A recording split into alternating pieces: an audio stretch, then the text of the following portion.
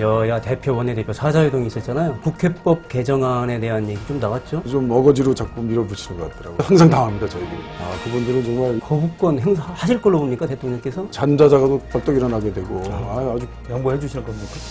그런 얘기 꺼냈다가는 뺨따기 맞아요. 황교안 국무총리 후보자 적격입니까, 부적격입니까? 친구로서 본인에게도 좋지 않고 우리나라에도 좋지 않다고 생각합니다. 도와달라 뭐 이런 요구 같은 건 처음 없었어요? 후보자 됐을 때 제가 공과 사는 구별하겠다 보니까 아예 19금 자료? 그러니까 이게 아마 새정치민주연합 원내사령탑 맡고 계시죠? 이종걸 원내대표님 나오셨습니다. 안녕하세요. 예, 오래간만이다. 안녕하십니까. 감사합니다. 드디어 소원하셨던 원내대표가 되셨습니다. 한 달이 그냥 구름처럼 지나가 버렸습니다. 일요일에 국회에서 여야 대표, 원내대표 사자회동이 있었잖아요. 네. 거기서 메르스 사태에 대한 어떤 초당적 대처 이걸 합의를 했는데 저는 이제 문재인 대표가 예. 김무성 대표에게 제안했다는 얘기를 이제 전해 듣고 실무 준비를 좀 해드렸죠. 예. 그 자리에서 국회법 개정안에 대한 얘기 좀 나왔죠? 예, 그 김무성 대표가 그 국회법에 위헌성이 시비가 있으니까 서로 위헌 가능성이 있다는 거 정도만 좀 서로 양해를 하면 어떻겠느냐 이런 얘기를 해서 그때 마침 문재인, 추미애, 이종걸, 뭐 이현주까지 전부 다 변호사 저희 쪽은 다 출신이에요. 변호사고 예.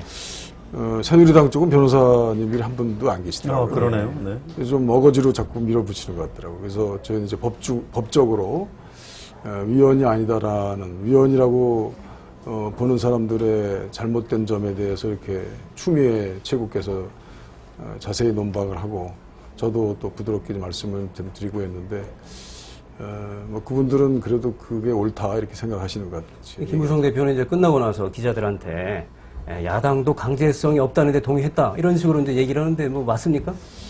그분들은 정말 이 말번지 정치로 하는 것 같더라고요. 그래서 항상 당합니다, 저희들이. 이게 그렇다. 사인간의 이행 확보 수단, 형벌이라든지 손해배상이라든지 이런 간접강제나 직접강제가 없는 건 맞다. 그러나 국가기관의 그런 것들은 보통 없는 거다. 이렇게 얘기한 걸 가지고 개인 간의 강제성이 없다는 걸 가지고 국가 간의 강제성이 없는 걸로 그냥 딱 해석을 해서 말씀을 하는 것 같아요. 뭐 근거 없는 얘기는 아니지만 저희들이 얘기한 걸 이해하지 못한 거죠.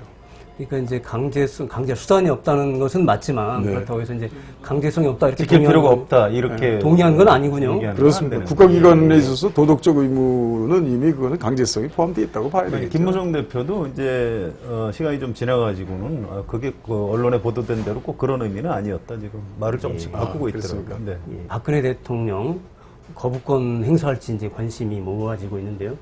거부권 행사하실 걸로 봅니까, 대통령께서? 그분도 주머니에다 그 카드를 넣고 넣었다 뺐다 하는 것 같아요. 근데 사실 지금 메르스 때문에 전 국민들이 이렇게 공포에 떨고 있고 너무 고통스러워 하는데 그거는 관계없이 보이는 거죠. 그러니까 그분의 그 정치적 그 식견으로 봐서는 지금 카드로 내놓을 것 같지는 않습니다만 네.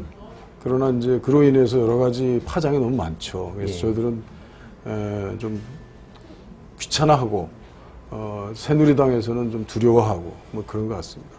만약에 이제 대통령이 거부권을 행사한다. 그럼 야당은 어떻게 하실 거예요, 그거를? 저희로서는 굉장히 귀찮은 일이 자꾸 생기는 거죠. 예. 이제 그만 좀 해도 될 만한 문제를 가지고 왜 저러냐. 정말 짜증부터 날 텐데. 그러나 이 국회를 같이 풀어나가는 이제 당사자 파트너로서 새누리당이 폭격맞은 듯이 이제 상당한 상처를 받게 되면 그 큰 세력이 저희들한테까지 오는 그 물결은 큽니다. 그러니까 저희도 이거 참 불편한 일이 생기겠구나라는 이제 걱정을 이제 머릿속에 조금 하게 되니까 잠자다가도 벌떡 일어나게 되고 아주 그 피곤합니다. 그래서 아무튼 근데 그 큰 문제인 것 같아요. 그래서 김무성 대표도 만나면 얘기 뭐 이런저런 모이면 항상 그 얘기를 꼭 달고 오시기 때문에 저희로서도 그냥 자연스럽게 그 해결해야 될 과제가 생길 것 같은 그런 이제 부담감에 쌓여 있어요. 대통령이 거부권을 행사하면 그것도 고민이고 또 근데 어쨌든 그 해결 방안은 있어야 될 거 아니에요. 지금 현재 국회법 개정안을 지금 정의와 국회의장이 정부에 아직 이송을 하지 않은 상태로 지금 네. 가지고 있는 상황이죠. 네, 11일 정도까지는 키핑할 수 있다고 그래서 대화는 지금 계속 하고 계신다는 얘기죠. 이 문제인을 놓고. 예, 특화 문제 부르셔가지고 제가 요새 국회의장실을 제일 많이 들락거리는 이제 사람이 돼 있습니다. 야당이 좀 양보해달라 이런 얘기죠. 그렇습니다. 양보해 주실 겁니까? 아유, 지금 뭐 저희 당원들은 뭐 온통 메르스 총력 대결에 뭐 정신이 없기 때문에 그런 얘기 꺼냈다가는 네. 뺨땅이 맞아요. 그래서 알겠습니다. 얘기를 꺼내지도 못하고 있습니다. 예. 지금 유승민 원내대표 이제 카운터파트너였는데 굉장히 지금 궁지몰랐잖아요. 지금 박근혜 대통령이 레이저 광선을 쫙 쏴가지고 지금 굉장히 지금 비틀비틀하고 있는 상황인데 이럴 때 이제 그 야당 원내대표께서 좀 구제의 손길을 내밀어야 된다 이런 요구가 이제 여당에서는 좀 있는 것 여당 안에 같더라고요. 있죠. 여당에서는. 여당. 네. 야상에서는 어떻습니까? 야당 분위기에서는 그냥 좀 야당에서도 지난번 유승민 대표가 국회 연설한 데는 감동받은 사람이 꽤 많아요. 그렇죠. 네. 예. 경제 정책 관련해서 중복지 중부담이라든지 또는 정말 빈껍데기가 돼버린 새누리당 정권 하에서의 그 경제 민주화 문제들을 이렇게 되살리려고 하는 듯한 그 아주 좋은 태도들 이런 것들이 저희들한테는 아주 좋은 소재가 예. 돼서 유승민 대표 좋아하는 사람들이 많아요. 그래서 유승민 대표 혹시 신변에 무슨 문제가 생긴다 그러면 구사대 생길 우리 새정치민주연합의 의원들도 꽤 많습니다. 네. 네. 실제로 유승민 원내대표 이제 회담장에서 이렇게 많이 그 대화를 나누셨잖아요. 어떻습니까? 괜찮은 사람인 것 같아요? 예, 많이 이해하려고 그러고 자기 양심에 꺼리끼는 얘기라면은 회피하는 그런 게 아니고 솔직하게 얘기하고 예. 그리고 상대방에 대해서는 많이 이해하려고 애쓰고 그런 아주 좋은 그 소질을 가지고 있는 분으로 느꼈어요. 자, 이제 황교안 국무총리 후보자 얘기로 좀 넘어가 볼까요? 지금 월요일 오늘부터 지금 인사청문회가 막 시작했거든요. 이 지금 이른바 19금 자료 네. 논란인데 이게 왜 이렇게 중요한 거예요? 그게 뭡니까 도대체? 변호사 수임 자료인데 사건 번호도 없고 당사자 표시도 없는 것 같고 그러니까 이게 아마 쪽지 변론이나 전화 변론으로 한 아직 사건화되기 전 단계의 사건들 뭐 이런 건 아니겠는가. 이제 그렇게 되면 그거는 수임 계약이나 수임료 받은 것들이 신고되지 않은 채 또 움직일 수도 있는 거고 뭐 이런 정도의 의심을 충분히 줄 수 있는 소재들입니다. 그러니까 황교안 후보자는 그 청문회에서는 자기는 뭐 떳떳하다 이렇게 얘기를 하던데 자료 그 구체적인 내역, 수입 내역 100몇 건이죠. 그 자료가 아직 안 온 겁니까? 법조윤리협회라는 곳에서 그걸 가지고 네. 있는데요. 사실은 그 원천 자료는 그 태평양 법무법인에 다 있습니다. 네. 그래서 그리고 또 그 자료도 본인의 협조 의사, 당사자의 동의가 있으면 언제든 다 가져올 수 있기 때문에 예. 본인의 의사가 좀 중요한 겁니다. 요새는 모든 국가기관에서 이제 아카이브 형태로 해서 자료를 가지고 있으면 그것이 이제 인사청문회 좋은 소재가 되는데 예전에는 정말 힘 있는이라고 떵떵거리던 검찰이 이제 수사 기록 하나 들고 있으면 그거는 정말 보기 힘들었어요. 예. 그러니까 뭐 거의 시간 막바지 되면 검찰 와서 뭐 열람해주겠다 뭐 이런 정도가 이제 끝이었는데 뭐 거기는 대개 한 1000페이지, 2000페이지, 막 10,000페이지 되니까 한 하루 전날 보여주겠다 그러면 사실 볼 수도 없어요. 그런데 지금은 정말 메르스 공포처럼 다 확산이 돼버려가지고요. 뭐 병무청, 무슨 국가기관, 뭐든 공정거래위원회, 국세청, 모든 국가기관들은 이게 뭐 개인 프라이버시다, 개인 비밀, 개인 정보다 이래가지고 그냥 다 안 주는 겁니다. 이제 이런 식으로 하게 되면 정말 국가에서 하는 어떤 조사, 예. 어떤 그 과거의 적격성 심사를 하는 그런 청문회라든지 이런 것들은 아마 사실상 힘들어질 것 같아요.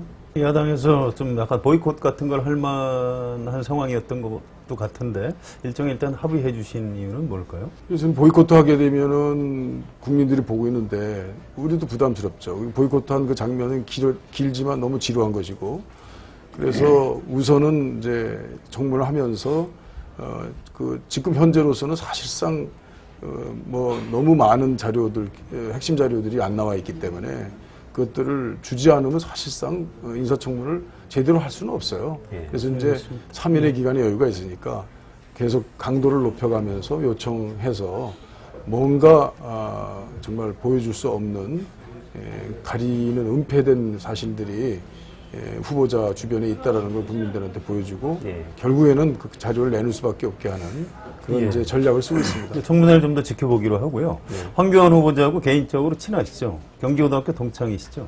네, 고등학교 때 고등학교 때 본 친구입니다. 황교안 학생의 모습은 어땠습니까? 중대장 그때 연대장 중대장이요? 연대장 연대장 목소리가 좋아서 경기고등학교가 군대인가요? 갑자기 중대장 그때 당시에 연대장이 나오고. 갑자기 그 교련복 입혀놓고 네. 모든 회의를 군대식으로 하게 된 네. 박정희 시대의 그 아주 그 폭압적인 군 병영 문화, 아. 군대 문화가 있었습니다. 그래서 학도국단. 예, 학도국단이었고 그때 이제 연대장, 학교 한 단위를 연대장으로 해서 유난히 그 황교안 후보자는 목소리가 좋았어요. 네. 그래가지고 그 목소리, 마이크 없는 목소리가 전 학생들한테 떠렁떠렁 울리는 것이었고 그거 끝나면은 아주 내성적인 그런 친구였습니다. 일단 그 유신 시절이죠. 그렇습니다. 예. 예, 그 체제에서 아주 그 좀 잘 나가던 학생이었다고 봐야 되나요? 모범생이었던 것 같아요. 모범생이었다. 예. 이정구 의원님은 뭐 모범생이 아니셨나 보죠? 저는 그 시절에 이제 뭐 학교에서 유인물 뿌리고 유인물 부리고. 예, 잡혀갈 뻔하다가 안 네. 잡혀가고 네. 그때 당시 제 기억에 귀 있는 자 들으라라고 하는 예. 그 이제 유인물을 뿌렸는데 실제 그 제가 쓴 게 아니고 그 쓴 거는 노회찬이 써가지고 아. 저한테 필경만 맡겼습니다. 네. 그래가지고 저는 그냥 대필해준 그런 학생으로서 그때부터도 보면 노회찬이라는 친구가 아주 괄목할 만한 그 음모의 인물이었고요. 그 몇몇 있습니다. 그래서 그 당시 시각으로는 문제 학생이셨군요. 아니, 문제 학생은 아니었고 사실 저도 문제 학생으로 되고 싶은 생각은 없었는데 네. 문제 학생들에게 약간 이제 전염이 돼가고 있는 아, 전염이, 감염이 된? 감염이 되는 그런 이제 자, 알겠습니다. 황교안 후보자가 이제 그 국무총리 후보자로 지명되고 나서 이제 인사청문회도 넘어야 되고 그러는데 이종걸 원내대표님에게 이제 그 전화 같은 거 오지 않았어요? 그 바로 직전에 둘째 딸을 결혼을 예, 시켰어요. 예, 그래서 예. 저도 친구로서 그런 거는 좀 가봐야 되겠다 생각을 해서 그때 당시 이제 육주기 봉화마을 갔다가 결혼식을 가려고 했는데 우리 주변에서 사실 말리더라고요. 그래서 예. 제 정성스러운 꽃만 보내고 밤에 한 10시 넘어서 축하한다고 전화는 했죠. 네.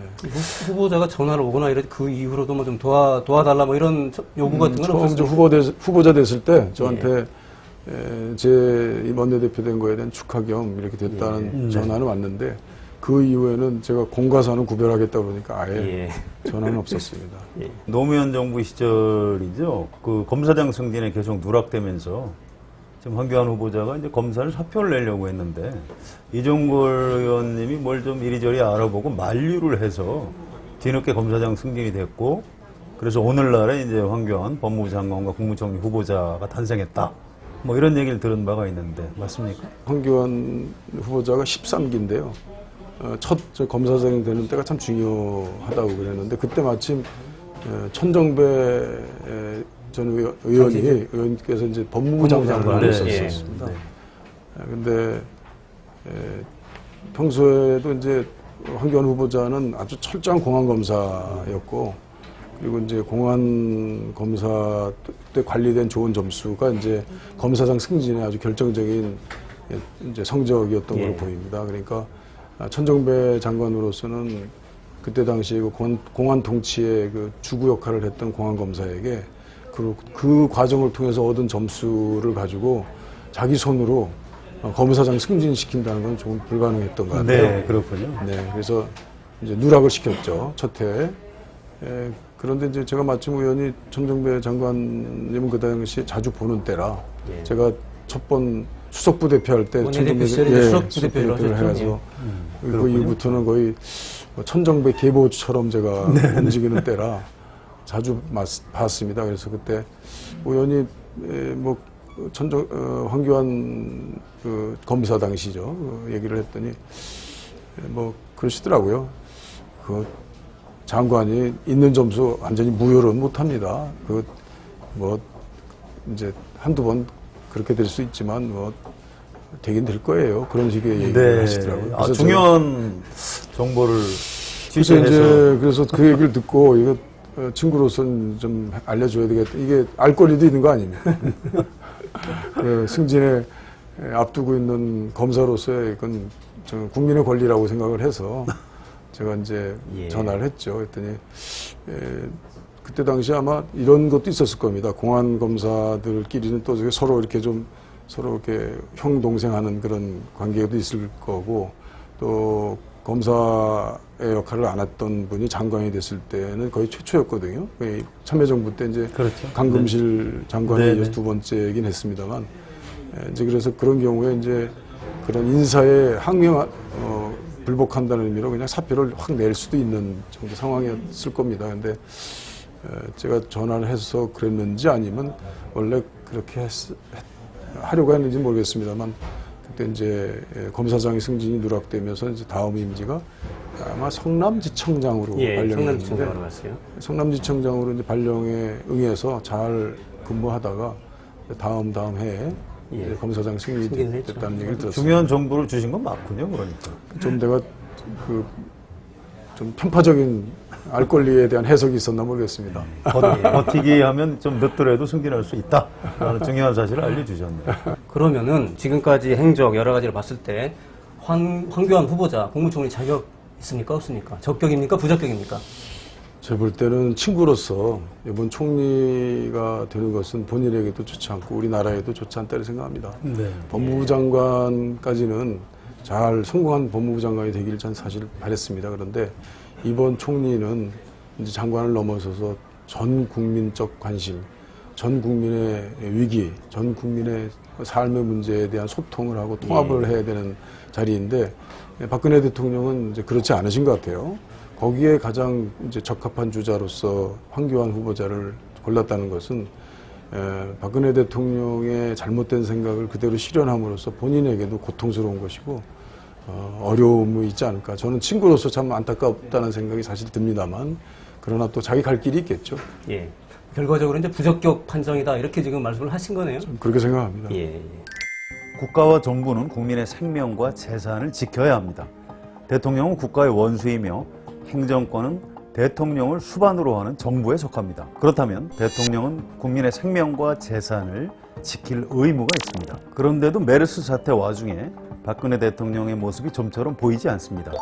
온 나라가 메르스 공포에 휩싸인 지난 주말, 박근혜 대통령은 외부 행사나 내부 회의 일정 하나도 없이 조용히 침묵을 지켰습니다. 박근혜 대통령은 지난 1일 수석비서관 회의에서 처음으로 메르스 사태를 짧게 언급했고 3일 민관 긴급 점검 회의를 주재했습니다.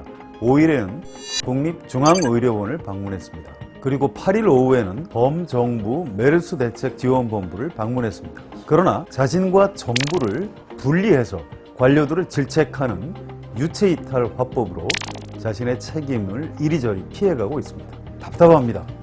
잘못된 모든 일에 대한 책임을 대통령에게 물을 수는 없는 일입니다. 그러나 메르스 사태는 국민의 생명과 국가 경제가 오락가락하는 중대한 문제입니다. 이런 일이야말로 대통령이 적극 나서서 틀어쥐고 수습해야 하는 사안입니다. 그래야 국민도 국가와 정부를 믿고 동요하지 않을 것입니다. 박근혜 대통령이 적극 나서야 한다고 모든 언론이 한 목소리로 촉구하고 있습니다.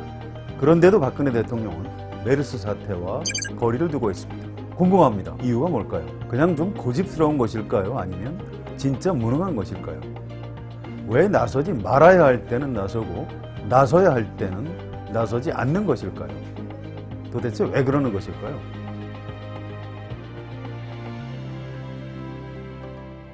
박근혜 대통령 얘기를 좀 해볼게요. 지금 메르스 사태, 지금 박근혜 대통령 리더십 문제가 있다. 이런 여론이 매우 높은 것 같습니다. 지금 여론조사를 봐도 4~5% 푹 폭락하고 그랬는데요. 야당 원내대표로서 지금 메르스 사태에 대한 대통령의 대처 문제가 없다고 보십니까? 저는 그때 2003년도에 노무현 대통령 시절에 네. 그 콤비를 맡았던 고건 총리가 예. 사스2인가요? 그것을 이제 방역하면서 처음 들어왔을 때 그걸 완전히 깨끗이 초동 대처를 네. 해서 잘 해결했던 그거를 잘 떠올립니다. 거기에 비하면 이거는 거의 초등학교 수준입니다. 예. 이건 뭐 거의 나라도 아니고 우선 피해를 당하는 국민들에 대한 진정성이 없어요.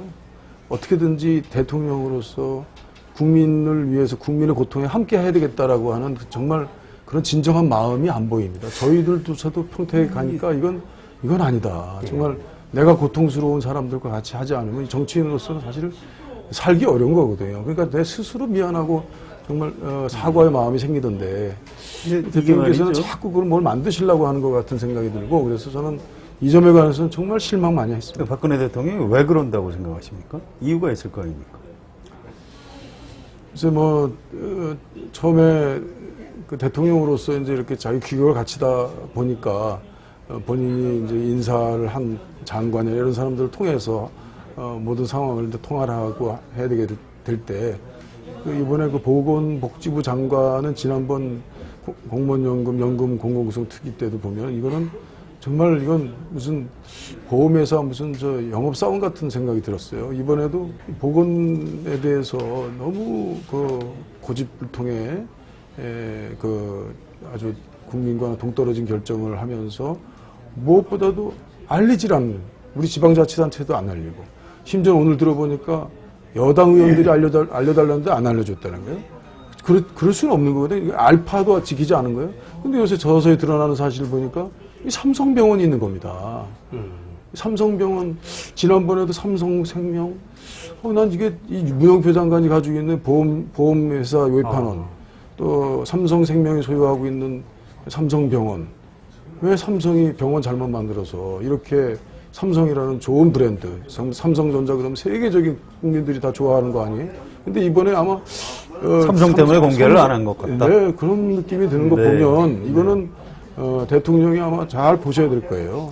이건 아주 이런 시각은 어떨까? 지금 새정치민주연합이 현재 집권하고 있다면, 그래서 이종걸 의원님이 지금 국무총리를 하고 계신다면 메르스 사태가 이렇게까지 확산되지 않도록 잘 잡을 수 있었을까요? 그렇지 않을까요? 어떻게 보십니까? 글쎄 그거야 저희들도 이렇게 유능한 사람과 정말 능력 있는 사람이라고 저 스스로 평가받기에는 참 어려움이 있습니다. 그러나 진정성 하나, 네. 국민을 위해서 온몸을 던져서 이 상황을 해결해야 되겠다라고 하는 진정성이 있다면 지금 이 정도까지는 아닐 것이다. 네. 저는 이제 그런 생각을 하고 그리고 이제 또 서서히 드러나고 있는 그 재벌 대기업의 또 실체가 저는 그게 진실이 아니길 바랍니다만 전 다음 집권이 되면 이 양극화 몰려있는 이 집중화된 그것을 고르게 서로 형평성 있는 나라, 공정한 나라의 정책, 공정한 성장이 돼야 되는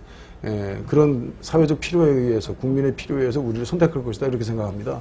그렇게 된다면 그런 큰 기업의 그 배후에 있었다는 사실들은 결코 이 사실을 은폐하는데 어떤 하나의 무기가 되지는 않았겠죠. 그러니까 기득권 세력에 휘둘리는 사람을 장관이나 이런 사람이 앉히지는 않았을 것이다. 그렇습니다. 그러므로 네. 메르스 사태가 이런 식으로 엉망이 되도록 두지 않았을 것이다. 이런 말씀이시네요. 그런 정도의 그 국민과 같이 한 국민의 네. 고통을 자기 고통으로 느끼려고 하는 알겠습니다. 그런 기본적인 정치인의 생각은 저는 있어야 된다. 예. 그렇게 생각합니다. 우리 그 프로그램 이름이 정치 토크 돌직구인데요. 그래서 저 돌직구 질문 하나 드리고 싶은 네. 게 있는데요. 이종걸 의원님 박근혜 대통령 좋아하십니까? 그분의 그 품이나 정말 이번에도 현충일 때 헌화하러 가시는 그런 자태나 이런 것들을 보면 참 나무랄 데 없는 분입니다.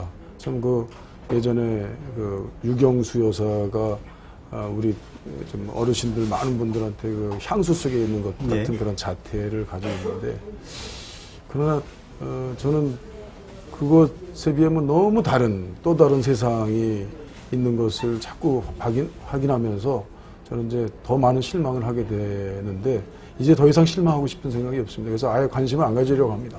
자, 당위론 차원에서가 아니고요. 현실적으로 박근혜 정권 성공할까요?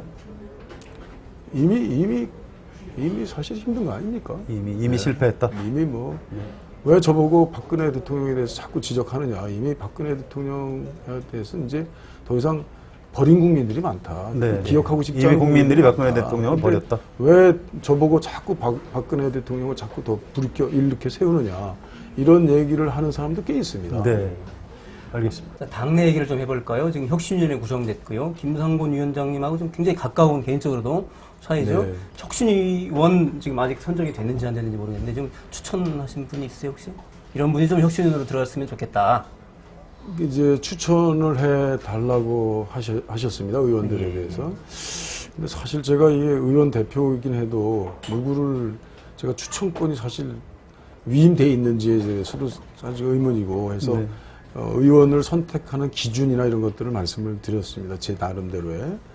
그래서 이런 방법이 이번 이제 혁신위원회에서 해야 될 일이 당의 어떤 불공정 문제, 어느 한 집단, 어느 한 개인 또는 한 분야 방향으로 이 불공정이 계속 쌓이면서 그 시비로부터 벗어나기 힘든 그런 아주 네. 독소가 생긴 이런 점을 해소하기 위한 것이 지금 이번에 혁신위원회라면 이렇게 뭐 씨줄 날줄 고르듯이 의원들을 이렇게 골라서 또는 당직자, 뭐 원외위원장 이런 방식으로 해서는 이거 좀 이거 어렵지 않겠냐라는 저는 그런 생각이 좀 들어서 그 문제에 관해서 의원들하고 좀 토론도 하고 또 위원장님께 제 의견을 이제 드려볼까 그런 생각이 있습니다. 위원 명단은 이제 좀 이따 발표되면은 좀 봐야 될 것 같고요. 저는 그 전에 이종걸 원내대표님이 왜 김상곤 위원장을 선거를 했을까에 대해서 약간 의문이 있습니다. 왜냐하면 저는 이제 정치부 기자를 하면서 이렇게 보니까 정당에서 꼭 어려울 때 사실상 외부 인사를 모셔다가 이제 뭐 공천이라든가 혁신을 맡기는데 그렇게 해서 별로 성공한 예를 못 봤거든요. 근데 물론 지금 김상곤 위원장님이 입당해 있고 이미 작년부터 정치를 시작하신 분이긴 합니다만 네. 사실상 외부인이란 말이죠. 이렇게 되면 과연 김상곤 혁신 또 성공할 수 있을까 좀 걱정이 많이 돼서요. 근데 왜 이분을 선거하신 겁니까?